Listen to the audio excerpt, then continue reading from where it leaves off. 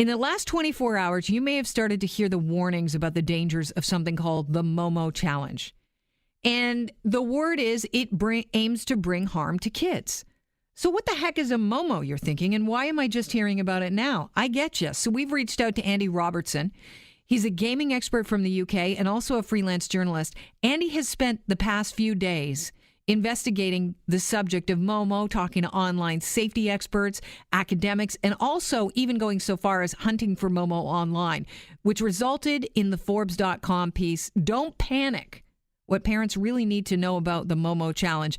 Andy's on the show right now. Andy, get us up to speed on the Momo Challenge. What is it? So, I mean, it's a little bit like a ghost story. So telling you the sort of the story that's circulating is not a bad place to start before we maybe debunk some of the kind of the myth of it. And so Momo is a grotesque bird character that is actually an art installation created by a Japanese doll artist. And that has nothing to do with the circulating story. But that the image of this bird was circulated with a story that if you phone a particular number or text a particular number, you can get in contact with this fictional creature. But the dark side of that is, but apart from it being quite grotesque, is that children were encouraged to do that. And then a series of messages would go back and forth from the child if they did it via their phone or via WhatsApp. And they would then lead to sort of more and more severe challenges, getting up at certain times of the night, and maybe self-harm, or in some cases the story goes to suicide. But I guess saying right off the bat, it's worth saying that in terms of actual harm that's come to children or anyone from this game being played, there's no direct link that's been made. There's been the suspicion, and obviously the story itself is quite worrying, but in terms of direct harm, I think that's really important to say. You know, it's just a story in many ways.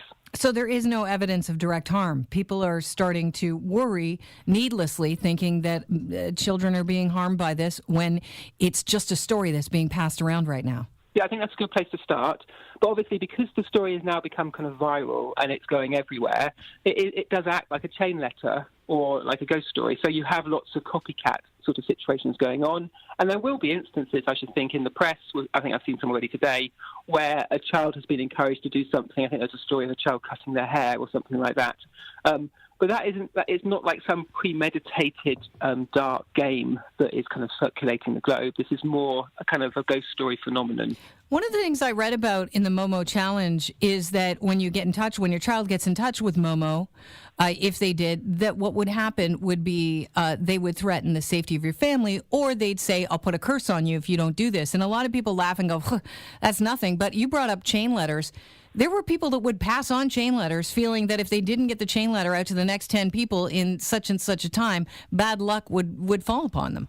Yeah, and a chain letter, there's quite a high barrier to going and printing a letter or putting in an envelope, stamping the envelope, posting it. But in this kind of story, it's just it's searching Google for a particular number and then just clicking that number and making contact. And then the person on the other side is then sending sort of grotesque messages. So in terms of the barrier to it happening, it's quite low. But I think in terms of the worry that is kind of circling the globe isn't in proportion to the threat. And actually, it distracts us from the real danger, which is actually properly teaching our children how to be safe online. The etiquette that they should have online, how they should treat other people, and just making sure that they know what to do. And, they shouldn't be contacting any strangers online, whatever the method. Let's get to that in a second. You actually tried to contact Momo. What was the result? Tell us what you did and what you found out. Yeah, so me and some colleagues, we were on the story and we thought, well, let's see if we can find the numbers. They'd spent some time trying to find some, and I assisted with some of those searches, and we found some numbers, but texting them or WhatsApping them brought no response. Now, maybe that's just a matter of time, but I think that's kind of, it's a signifier of how this is more of a story than something that is avidly happening all the time. Children aren't getting contacted in their thousands and thousands. What's likely, there's going to be a seed of truth and an original kind of story back probably last year where maybe there was something set up that did this in a small way, but the story has grown out of all proportion. Yeah, someone told me the story originated in Russia. Is that correct? Did you learn anything about that? It's that there's a variety of sources, so it's hard to pin down exactly where it is. There's a lot of the early sort of videos you see of it are in Spanish. There's reports of it starting in Japan. Obviously, that's where the image and the doll was, so maybe there's some credibility there. But I get it's the sort of thing that's kind of impossible to actually to nail down because of the sort of the nature of things being shared. You also mentioned that a BBC article linked the game to hackers in a phishing operation. Would that be from people passing on the story to their friends and all their contacts? Yeah, I think that's another example of how the story is being exaggerated, and there's no possibility of. So there's been reports of the Momo image being hacked into Fortnite and Minecraft and video games by parents reporting that. When you actually read closely what they're saying, it's not the games themselves, it's people on YouTube who are making a video and they know that Momo is a popular theme, and so they put that into their video they've made by popping him up, popping her up, then they're likely to get more views. And they just splice it in. Yeah, exactly. It's like a post-edit sort of thing. Right. And so then the people think, oh, the games have been hacked, my children mustn't play Fortnite. And that's, again, it's just part of this kind of rumour mill, which is spiralling in some ways out of control. That's interesting because I hadn't read about the Fortnite, but I had read about the children's YouTube that's supposed to be safe. And a lot of people, put their kids down with the device and set them up with a couple of YouTube cartoons. And that some parents had reported that their kids were watching and all of a sudden a Momo image would pop up and then back to the cartoon. I guess the real message here is that the danger is that you're not watching what your kids are watching on social media or online. You have to be savvy about what your kids are into, right? Yeah, I think you need to pay attention to what's on the screen. I think that there has been a trend in thinking, well, as long as I limit the amount of time my child is on screens, then they're kind of safe and healthy. And I think that's not a great way to look at it. A much better and more positive approach is to take responsibility as a parent to actually pay attention to what's happening on the screen, and also then to encourage them to have a wide range of experiences on that screen when they're on it, and obviously alongside time when they're not doing that as well. And that means that not only do you sort of influence what they're doing, but you also understand what they're doing and there's conversations about it. So then if something untoward does happen, the child has already got this dialogue going and they would naturally come and tell you because they would see you as someone who's interested and understands what's going on.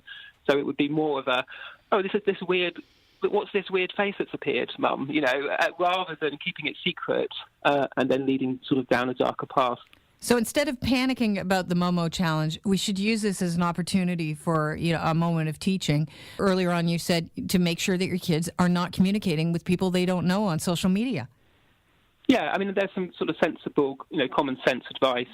But sometimes we can assume children know that, but that maybe they don't. And particularly because social media is changing, often they know kind of how to work it better than parents in some cases, and particularly with video games. And so it's easy to take a step back.